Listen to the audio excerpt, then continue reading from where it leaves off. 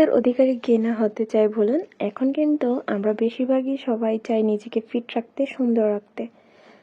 তার জন্য আমাদের কিছু সুন্দর অভ্যাস গড়ে তুলতে হবে। আর সেই সুন্দর অভ্যাসগুলো কিন্তু একদিনে তৈরি হবে না, এগুলো ধীরে ধীরে নিজের মধ্যে আনতে হবে। আসসালামু আলাইকুম everyone, welcome back to our channel. সবাই কেমন আছেন? কাছে এবং দূরে আশা করছি সবাই যে যেখানে আছেন ভালো আছেন। আজকের ব্লগে আমি দেখাবো কিভাবে 1 মাসে 4 থেকে 5 কেজি ওজন কমাতে পারবেন। নো এক্সারসাইজ, নো হাঁটাহাঁটি, কোনো কিছুই লাগবে না। জাস্ট খাবারগুলো একটু কন্ট্রোলে আনলে আপনারা কিন্তু ওজনটা কমাতে পারবেন। শুধু সঠিক পদ্ধতি অবলম্বন করতে হবে। তো এখানে প্রথমে আমি চিয়া সিড ভিজিয়ে রেখেছি প্রায় আধা ঘন্টার মতো। ভিজিয়ে রাখার পরে আমি এখানে প্রায় পুরোটা লেবুই দিয়ে দিব, শুধু 1 ফালি লেবু আমি রেখে দিব। আর সকালে উঠে কিন্তু খালি পেটে এটা খেতে যাবেন না। প্রথমে আগে 1 গ্লাস পানি খেয়ে নেবেন, নর্মাল পানি বা একটু কুসুম গরম পানি। খাওয়ার পর আপনারা এটা একটু কুসুম গরম পানি দিয়ে খেয়ে নেবেন। বেশি গরম পানি দিলে কিন্তু লেবুর গুণাগুণ নষ্ট হয়ে যাবে, যার কারণে হালকা কুসুম গরম পানি দিয়ে আপনারা চিয়া সিডটা খেতে পারেন। চাইলে কেউ এখানে আবার যে জিরা বলে, যেটাকে জিরাকে গুঁড়া মানে পানির ভিতর বলক উঠিয়ে তারপর চিয়া সিড দিয়েও কিন্তু এভাবে খেতে পারেন। তো সবভাবেই খাওয়া যাবে। আর সকালে নাস্তার জন্য আপনারা প্রায় 1-1.5 ঘন্টা পরে, লেবু পানি খাওয়ার 1 ঘন্টা বা আধা ঘন্টা পরে আপনারা এই কফিটা খেতে পারেন, ব্ল্যাক কফি। আর যদি কেউ চা খেয়ে থাকেন তো অবশ্যই লাস্টে খাবেন। চিনি একদমই কম, কারণ একদিনে তো আর আপনি চিনি পুরো বাদ দিতে পারবেন না। 1 চামচের জায়গায় হাফ চামচ, তারপরে তার থেকেও কম, এভাবে নিয়ে একদিন চিনিটা বাদ দিয়ে দিবেন। আর এখানে আমি একটা ডিম সিদ্ধ নিয়েছি, চাইলে আপনারা 2টা ডিম নিতে পারেন বা 2টা ডিমের অমলেট নিতে পারেন, যার যার চয়েস। বা কেউ একটা রুটি খেতে পারেন। তো আমি সাদা আটার রুটিটা বাদই দিয়েছি। আপনারা যেহেতু প্রথমে একদিনে কোনো কিছু বাদ দিতে পারবেন না, তো আগে যদি 2টা রুটি খেতেন, এখন 1টা রুটি খাবেন, তারপর অর্ধেকটা রুটি খাবেন, তারপরে বাদ দিয়ে দিবেন। এভাবে যদি আপনাদের লাইফস্টাইলটা গড়ে তুলতে পারেন, আপনাদের মধ্যে কিন্তু সঠিক অভ্যাসগুলো চলে আসবে এবং নিজেকে ফিট এবং সুন্দরও রাখতে পারবেন। তো আমি এখানে ব্ল্যাক কফিটা প্রেফার করি। আমি সকালবেলা ব্ল্যাক কফিটা খাই এবং বিকেলবেলাও ব্ল্যাক কফিটা খাই। তার বিকেলবেলা খাওয়ার চেষ্টা করি আর কি। আর এখানে দুপুরের রান্নাটা করছি আমি সরিষার তেল দিয়ে। তো আগে সয়াবিন তেল খেতাম, এখন কিন্তু সরিষার তেল দিয়ে রান্না করা হয়, কারণ স্বাস্থ্যের জন্য ভালো। তো এখানে সরিষার তেলটা আনা হয়েছে এই মাসে আমাদের, তো যার কারণে সরিষার তেল দিয়ে রান্না করতেছি। আর পাট শাক রান্না করব আজকে। আপনারা ডায়েট চলাকালীন বা সুন্দর অভ্যাস গড়ে তোলাকালীন কিন্তু আঁশ জাতীয় খাবারগুলো বেশি খাবেন। এতে করে কিন্তু আপনাদের ফাইবার যেটা হয় সেটার মিটে যাবে। তো চেষ্টা করবেন আঁশ জাতীয় খাবার, যেমন শাক, সবজির ভিতরে লাউটা বেশি খাবেন, লাউ, পেঁপে, এগুলা বেশি বেশি করে খাওয়ার চেষ্টা করবেন। এতে করে কিন্তু আপনার মেটাবলিজম বৃদ্ধি পাবে, আপনার স্বাস্থ্যটা ওজনটা খুব দ্রুত কমে যেতে পারবে। আর এখানে মাছ আনা হয়েছে। মাছের তেল চর্বি কিন্তু আমাদের স্বাস্থ্যের জন্য খুবই উপকারী। তো এখানে মাছ কাটা হয়েছিল, তো আমি এখানে মাছগুলা নিয়ে নিচ্ছি, নিয়ে এখন ধুয়ে নিব রান্না করার জন্য। তো এই তো মাছটা বড় মাছ ছিল, তো মাথাটা দেখে কিন্তু বুঝতে পারতেছেন। এখন এগুলা ধুয়ে আমি একটা পাতিলে উঠিয়ে নেব। আর এখানে মাছটার ভিতরে ডিম হয়েছে। মাছের ডিমও কিন্তু আমাদের শরীরের জন্য খুব খুব উপকার। তো এখন মাছের ডিমটা আমি ভালো করে ধুয়ে আমি ওই যে উপরে লাল লাল রগ এগুলা ফেলে দিব আস্তে আস্তে। ফেলে দেওয়ার পরে আমি এটাকে কচলিয়ে নেব। আজকে পিস করব না আর কি, এভাবে রান্না করব। তো এই তো মাছগুলো আমি এখন একটা পাতিলে উঠিয়ে নিচ্ছি।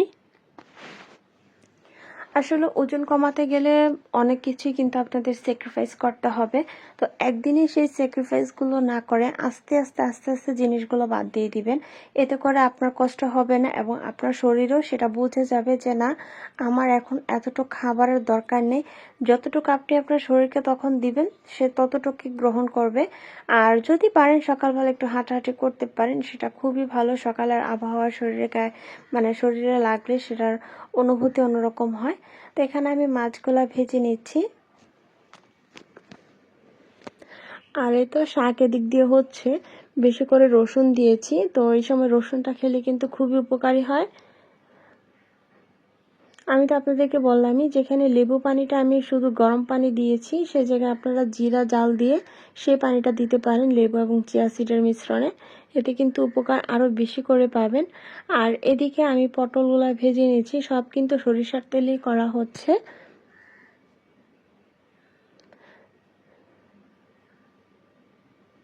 তো পটলগুলো ভাজা হয়ে গেলে আমি এখন বাকি কাজ তরকারিটা বসিয়ে দিব। তো পাশের চুলে আমি পটলটা নিয়ে নিব, আর এই প্যান থেকে এটা আলাদা করে নেব, কারণ আমার ফ্রাই প্যানে ভালো হচ্ছে।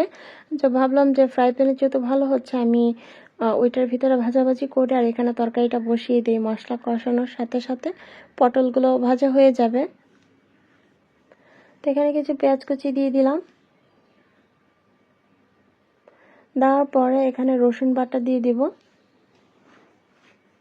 আসলে রেগুলার রান্না যেভাবে করি ঠিক সেভাবেই করার চেষ্টা করছি, কোনো অন্যরকম কিছু না। সব কিছু দিয়ে শুধু মশলাটা একটু কম করে দিলেই কিন্তু আপনি শুধু ভাত ছাড়াও তরকারিটা খেতে পারবেন। আমি ঝালটা একদমই কম দিয়েছি, দেখতেই পেরেছেন। তো এগুলো এভাবে দিয়ে আমি আজকে তরকারিটা রান্না করব, যেন ভাত কম খেয়েও তরকারি খাওয়া যায় আর কি, বুক জ্বালা পোড়া যেন না করে।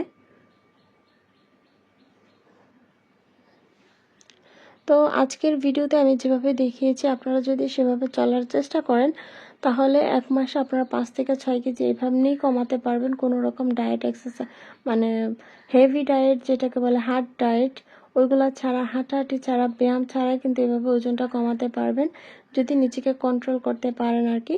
আপনি যখন 1 মাস টানা এই অভ্যাসগুলো নিজের মধ্যে আয়ত্তে আনবেন, এরপরে দেখবেন আপনার নিজে থেকে ভালো লাগতেছে যে এভাবে চলতে, এতটুকু খাবার গ্রহণ করতে, বা আপনার বডি চাচ্ছে আপনি এতটুকু খাবার গ্রহণ করেন, এর বেশি না। আপনি 1 মাস যদি এই নিয়ম ফলো করে করতে থাকেন, তাহলে দেখবেন আপনার পুরো লাইফস্টাইলটি চেঞ্জ হয়ে যাবে। তো এখানে মশলার সাথে পটল কষিয়ে নিয়ে তারপর একটু ঝোল, গরম পানি দিয়েছি ঝোলের জন্য, আর মাছগুলো উপর থেকে বিছিয়ে দিচ্ছি।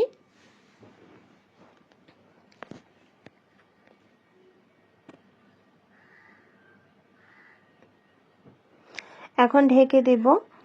তা আমার ব্লগগুলো আপনাদের কাছে কেমন লাগে, এবং আজকের এই ব্লগটা যদি আপনাদের কোনো উপকারে এসে থাকে, অবশ্যই কিন্তু কমেন্ট করবেন, এবং আমার চ্যানেলটা সাবস্ক্রাইব করে অবশ্যই পাশে থাকা বেল আইকনটা প্রেস করে দিবেন অল বাটনে, যেন ভিডিও ছাড়ার সাথে সাথে নোটিফিকেশনগুলো আপনাদের কাছে চলে যায়।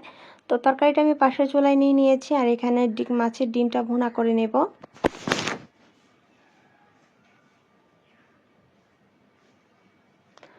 তো এখানে রসুন বাটা দিয়ে দিলাম, তারপর হলুদের গুঁড়া, মরিচের গুঁড়া, ধনিয়ার গুঁড়া, লবণ সব কিছু দিয়ে আমি এখন মশলাটা ভালো করে কষিয়ে তারপর ডিমটা ছেড়ে দেব।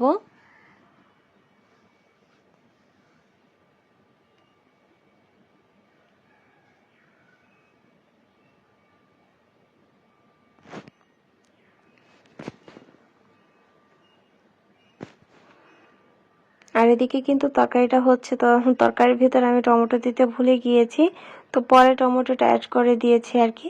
তাই তো দেখতেই পাচ্ছেন আমি ওই লাল রগগুলা ফেলে দিয়ে তারপর ডিমটাকে একটু গলিয়ে নিয়েছি। এভাবে রান্না করলে আমার কাছে ভালো লাগে। তো এখন ভালো করে মিশিয়ে দিয়েছি মশলার সাথে, দেওয়ার পরে আমি ভালো করে নেড়ে চেড়ে নিব যেন লেগে না যায়। তো ডিমটা দেওয়ার সাথে সাথেই কিন্তু লেগে যাওয়ার চান্স থাকে, তার কারণে নাড়ার উপরে রাখতে হবে। এখন কয়েকটা কাঁচামরিচ দিয়ে আমি পানি দিয়ে দিব যেন ডিমটা সিদ্ধ হয়ে যায়, দিয়ে আমি ঢেকে দিব।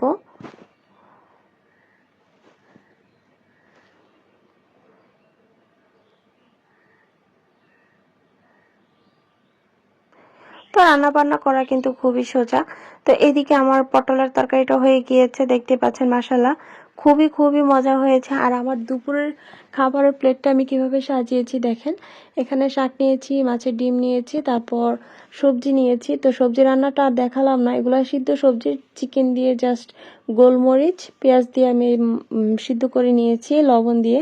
আর পাশে ছিল আমার যে তরকারি আজকে রান্না করেছি পটল তরকারি, আর 1 কাপ পরিমাণ ভাত ছিল, 1 কাপের থেকেও কম ছিল, আপনারা 1 কাপ পরিমাণ ভাত নেবেন। আর এটা হচ্ছে আমার বিকেলবেলা প্রায় 5টার দিকে ছিল। তো কফি যদি আপনারা বিকালবেলা পান করে থাকেন, অবশ্যই কিন্তু বিকালবেলা খাওয়ার চেষ্টা করবেন। যদি সন্ধ্যার পরে বা রাতে কফিটা খান, তাহলে কিন্তু ঘুমের সমস্যা হবে। তো কফির সাথে আমি কিছুটা বাদাম রেখেছি, আপনারা চাইলে লেক্সাস যে বিস্কুটগুলো আছে ওগুলো রাখতে পারেন চাইলে, না চাইলে নাও রাখতে পারেন। তো আমি এখানে কফি নিয়েছি আর বাদাম নিয়েছি। আর রাতের খাবার খেয়ে নিয়েছি 7টার দিকে। তো এখানে আমি কিছু ছোলা সিদ্ধ নিয়েছি, তারপর গাজর, শসা আর একটা সিদ্ধ ডিম নিয়েছি, সাথে লবণ নিয়েছি। তো এটা খেলে কিন্তু আর কিছুই খাওয়া লাগবে না, পেট একদম ফুল হয়ে যাবে। এটা এত এত মজার একটা রেসিপি, আপনারা বাসায় ট্রাই করে দেখতে পারেন। এই সালাদটা খুবই খুবই মজা লাগে। তো আমার তো খুবই পছন্দের একটা সালাদ। আপনারা এখানে ডিমের জায়গায় কিন্তু চিকেন ভেজে দিতে পারেন, আমাদের জন্য কিন্তু চিকেনটাও খুবই ভালো। বা আপনারা চিকেন ভেজে সরিষার তেল বা অলিভ অয়েল দিয়ে ভেজে চিকেনটাও খেতে পারেন রাতে। তো রাতের খাবার যত তাড়াতাড়ি খাবেন আপনার জন্য তত উপকার, কারণ রাতের খাবার দেরি করে খেলে আপনার শরীরের চর্বিটা জমে যাবে, রাতে যখন খাবারটা হজম হবে না। তার কারণে রাতের খাবার যত তাড়াতাড়ি খাবেন ততই ভালো। আর বিশেষ করে এই সালাদটা খুবই খুবই মজার হয়ে থাকে, বাসায় একবার হলেও ট্রাই করবেন। যারা ডায়েট না করেন আমি আশা করছি তাদের কাছেও এই সালাদটা খুবই ভালো লাগবে। খুবই মজার বিকালের নাস্তা হিসাবে এই সালাদটা খেতে পারেন।